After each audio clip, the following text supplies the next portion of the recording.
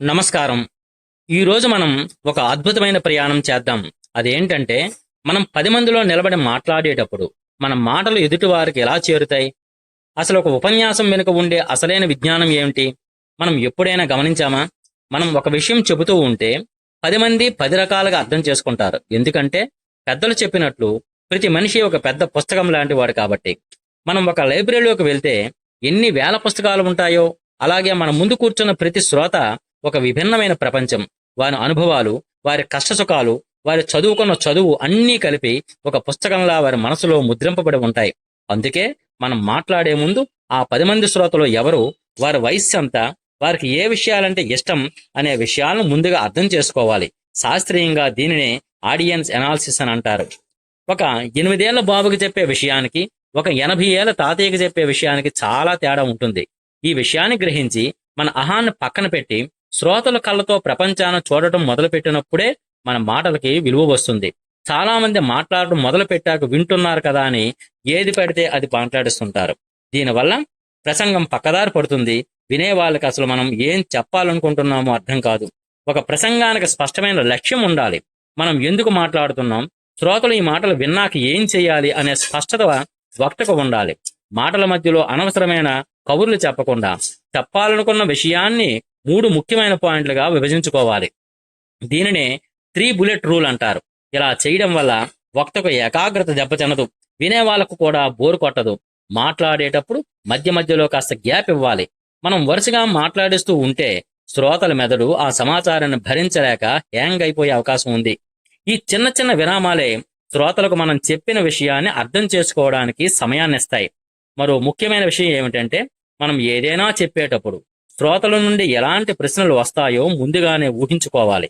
ఒకవేళ ఎవరైనా మనల్ని ప్రశ్నిస్తే మన దగ్గర సరైన సమాధానం ఉందా, ఆ సమాధానం కేవలం మన నమ్మకమేనా, లేక దానికి ఏవైనా ఆధారాలు ఉన్నాయా అని ఒకసారి మనల్ని మనం తర్కించుకోవాలి. దీనిని సోక్రాటిక్ మెథడ్ అని కూడా అంటారు. అంటే మన ఆలోచనల్ని మనమే ప్రశ్నించుకోవడం. ఇలా మనం ముందుగానే సిద్ధపడితే సభలో ఎవరైనా అడిగే కఠినమైన ప్రశ్నలు కూడా తడబడకుండా సమాధానం చెప్పగలం. ఒకవేళ మనకు సమాధానం తెలియకపోతే తెలిసినట్టు నటించడం కంటే ఈ విషయం మీద నేను రీసెర్చ్ చేసి మళ్ళీ చెబుతానని నిజాయితీగా ఒప్పుకోవడం మన గౌరవాన్ని 10 పెంచుతుంది. మనకు 2 చెవులు 1 నోరు ఉన్నాయంటేనే అర్థం ఏంటంటే, మనం మాట్లాడేదానికంటే 2 ఎక్కువగా వినాలి. వినడం అనేది ఒక గొప్ప కళ. మనం ఇతరులకు చెప్పే శ్రద్ధగా విన్నప్పుడు వారి మెదడులో డోపమైన్ అనే ఒక రసాయనం విడుదలవుతుంది. దీనివల్ల వాళ్ళకి చాలా సంతోషంగా అనిపిస్తుంది. ఫలితంగా వాళ్ళు మనల్ని ఇష్టపడతారు. మనం చెప్పేది వినడానికి ఆసక్తి చూపిస్తారు. అందుకే ఒక మంచి వక్త ఎప్పుడూ 70% సమయం వినడానికి, కేవలం 30% సమయం మాట్లాడడానికి కేటాయించాలి. మనం తక్కువ మాట్లాడితే మన మాటలకి బరువు, విలువ పెరుగుతాయి. అలాగే వినేటప్పుడు కేవలం మాటలనే కాదు, ఎదుటివారి కళ్ళల్లోని భావాన్ని, వారి బాడీ లాంగ్వేజ్ను కూడా గమనించాలి. అప్పుడే వారు నిజంగా ఏం చెప్పాలనుకుంటున్నారో మనకి అర్థమవుతుంది. ప్రతి మనిషికి తనదైన ఒక ఫిల్టర్ ఉంటుంది. దీనినే మానసిక దృక్పథం అంటారు. మనం ఒక మంచి విషయం చెబుతున్నా ఎదుటివారి మనసులో ఏదైనా పాత కోపం ఉంటే మన మాటల వారికి తప్పుగా వినిపించవచ్చు.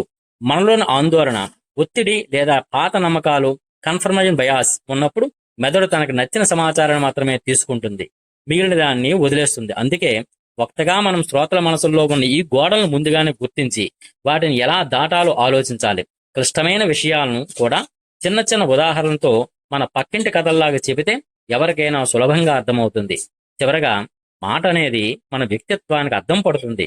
10 మందిలో మాట్లాడేటప్పుడు ఆ 10 మంది మన మాటలను ఎలా వింటున్నారు, ఎలా స్వీకరిస్తున్నారు అని ఆలోచించి మాట్లాడితే అపార్థాలకు తావుండదు.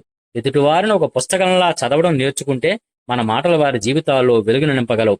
ఈ విషయాలన్నీ గుర్తించుకొని ప్రసంగిస్తే మీరు ఏ సభనైనా గెలవగలరు. ఈ వీడియో మీకు ఉపయోగకరంగా వినిపించి ఉంటుందని ఆశిస్తున్నాను. ఇలాంటి మరిన్ని ఆసక్తికరమైన విషయాల కోసం ఈ వీడియోను పూర్తిగా చూడండి. అలాగే మా ప్రయత్నం మీకు నచ్చితే దయచేసి ఈ వీడియోను లైక్ చేయండి, మీ మిత్రులకు షేర్ చేయండి. మరిన్ని ఇలాంటి వీడియోల కోసం మా ఛానల్ను సబ్స్క్రైబ్ చేసుకోండి. మీకు ఏమైనా సందేహాలు ఉంటే లేదా మీ అనుభవాలను మాతో పంచుకోవాలనుకుంటే కింద ఉన్న కామెంట్ బాక్స్లో తెలియజేయండి. మీ విలువైన సమయాన్ని మా కోసం కేటాయించినందుకు మనస్ఫూర్తిగా ధన్యవాదాలు.